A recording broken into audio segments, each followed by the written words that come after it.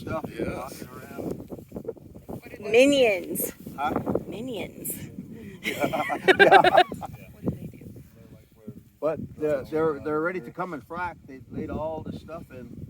Those just There's a lot of work they do after the Okay. drilling rigs leave, and they've been doing that. And what is They that? actually That got is done just drilling drill? about a month ago. Those, I don't know, what's the big tall bills over there? Those tall ones are pumps. Oh, Those, those yeah, are the those are the pumps. electric Those are pumps. pumps there. Then the mechanical ones are the ones that go up and down. But the electrical ones are The one, yeah, there's those, tall ones. Yeah. and then the other ones are the mechanical grasshoppers. Yeah.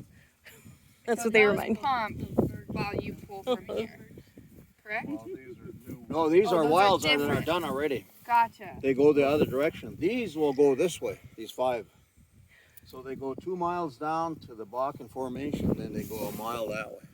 Where our Dang. land is. We're actually in Section 8 on somebody else's land, but our land's in Section 5 over there. So this is really a lucky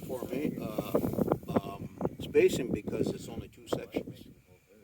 And Instead of having to go through like your 4. share don't diminish very much on 2 Yeah. sections.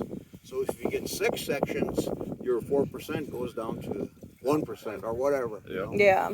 But see, you're lucky it's only a 2 section spacing. And then you got 5 wells. One will go to the first one there will go to a 1280 spacing. It'll go to the Right. ones next and us. So even if you own 2% out of these here, you're gonna get a lot when they first produce because the first 6-7 months of production are outrageous because it's free flowing. They won't put a pump on there for quite a while. Oh, really? Yeah, it'll just free flow. Especially if they do a better fracking job. So how they frack is they sent a charge down, dynamite charge, 2 miles down. They don't frack the vertical dig, they frack the horizontal, and then they push sand and real fine sand that comes from Virginia, Minnesota. They get it all over the place. So they shoot that down and blast by sections, and then that sand stays in those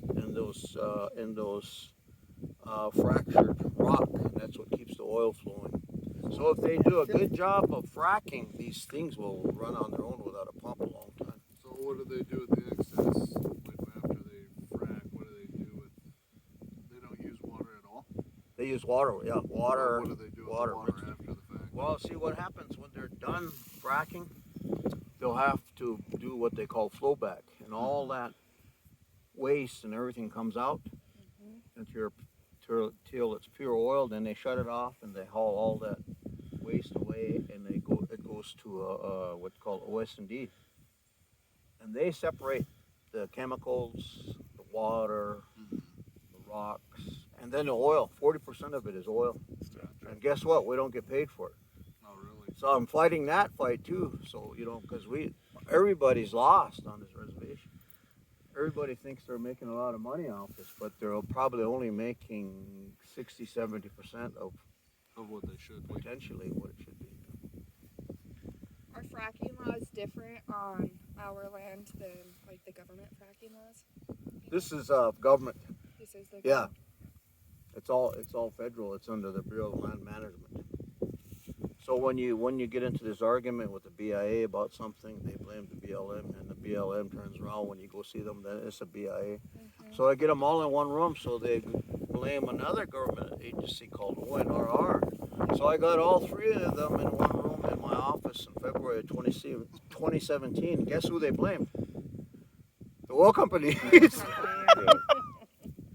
I said, when are you guys gonna grab the buck and take the damn blame yourselves? I was mad, boy. I said I ran a staff of 54 people. We met every other Tuesday. I said, you guys are paying out billions of dollars, and this is the first time you 3 people sat together in any one location. It really, really, really boggled my mind. I said, this the first time you guys all met each other? And they said, yeah. We usually do it by email or whatever, you know. Because nothing could go wrong there. Yeah.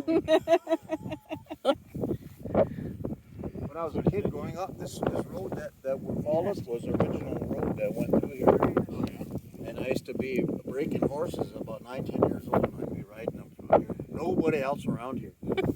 And they won't let me use the saddle. I had to ride bareback. So these jets, when they would break the sound barrier at that time, 1958, they would make a boom. And I don't know how many times I almost went off my horse, just about to go out underneath you. They'd be looking around. Where did that come from?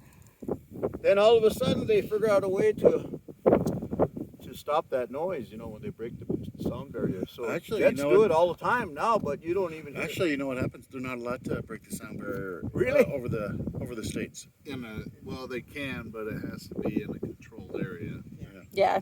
But Like yeah, at the because air we show. were at But the that's a air show heck the of a other day, boom and they going were, Uh-huh. and they were talking about it as of what was it, 87 or something like that. Yeah. They were told that they weren't allowed to break the sound barrier, within the continental states. Wow, but see, I think after you go so high too, it's not a factor. It dissipates. Yeah, but when you like his uncle, my brother-in-law, he's in the Navy. And they got video of it where they're doing it over the ocean, only like yeah. feet above the water. Oh, and It's unreal. yep. It's cool. It looks like they're going through water the way the clouds create around it.